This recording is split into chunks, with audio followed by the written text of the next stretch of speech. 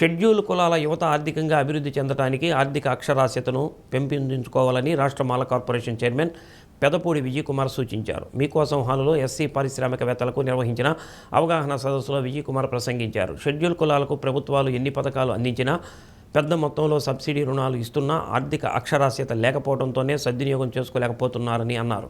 ప్రతి నెల 1-3 బుధవారాల్లో ఎస్సీ నిరుద్యోగ యువతకు ఆయా జిల్లాల్లో ప్రత్యేక అవగాహన తరగతులు నిర్వహిస్తామని అన్నారు. జిల్లా పరిశ్రమల కేంద్రం manager Srinivasarao, DRDA Velugu PD Narayana, LDM Ramesh, SC corporation ED Arjun Nayak, RUDSET director Srinivasareddy తదితరులు పాల్గొన్నారు.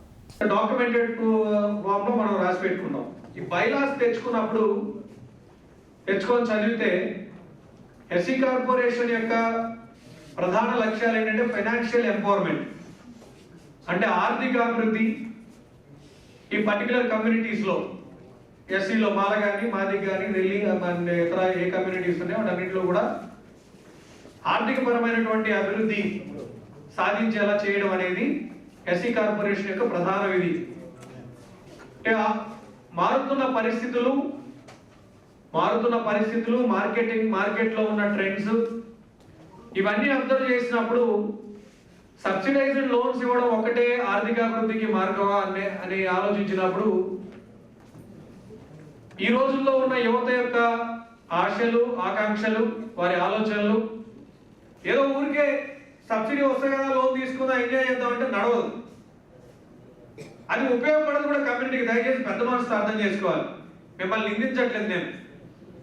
భవిష్యత్ పట్ల మనకు ఖచ్చితంగా జాగ్రత్తగా ఆలోచించాల్సిన సందర్భం ఇది. రూపాయి చేతిలో ఉంటే 9 రూపాయలు అప్పు చేసి పిల్లల పెళ్లిల్లో లేకపోతే ఇంకోటో ఫంక్షన్ చేసేటువంటి దరిద్రమైనటువంటి ఆర్థిక పరమైన ఆలోచన, థాట్ ప్రాసెస్ ఉన్నటువంటి కమ్యూనిటీ మనం. అవునా కదా? ఇప్పుడు 1000 మంది పోటీ పెడితే 100 మందికే వస్తాయి. మనం 1000 మంది పోటీ పడుతున్నాం కాబట్టి 1000 మందికి ఉద్యోగాలు వస్తాయా?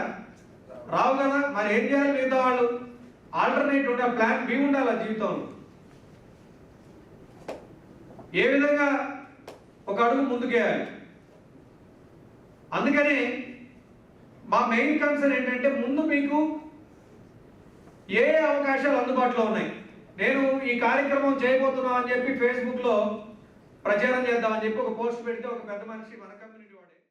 మీరందరూ కూడా ఇప్పుడు వచ్చిన వాళ్ళు ఇక్కడ చెప్పినటువంటి విషయాన్ని అర్థం చేసుకొని ఈ కార్యక్రమం ఇంత ముగిసిపోతుంది అనుకోకుండా మరి ఈ కార్యక్రమం ద్వారా మీ యొక్క ఆశయాలేంటి, మీ అనుభవాలు ఏంటి, మీరు ఏం చేయదలుచుకుంటున్నారు, వీటన్నిటికి కూడా మీకు ఒక ఫీడ్బ్యాక్ పత్రం కూడా ఇవ్వడం జరిగింది. దాని ద్వారా మీ యొక్క ఆలోచనను మేము షేర్ చేసుకొని మరి జిల్లా స్థాయిలో ఎవరికి ఏం కావాలి, కార్పొరేషన్ ద్వారా ఏ విధమైన సహాయ సహకారాలు అందించాలి, అలాగే మీకున్నటువంటి ఇబ్బందులు ఏ విధంగా ఓవర్కమ్ అవుతూ మీకు కావాల్సిన మా డిపార్ట్మెంట్ ద్వారా సహకారాలన్నీ కూడా అందించడానికి మేము ప్రణాళిక సిద్ధం చేసుకోవడానికి ఇది ఒక మంచి అవకాశం. కాబట్టి దయచేసి మీరు అర్థం చేసుకోవాల్సిందిగా కోరుతూ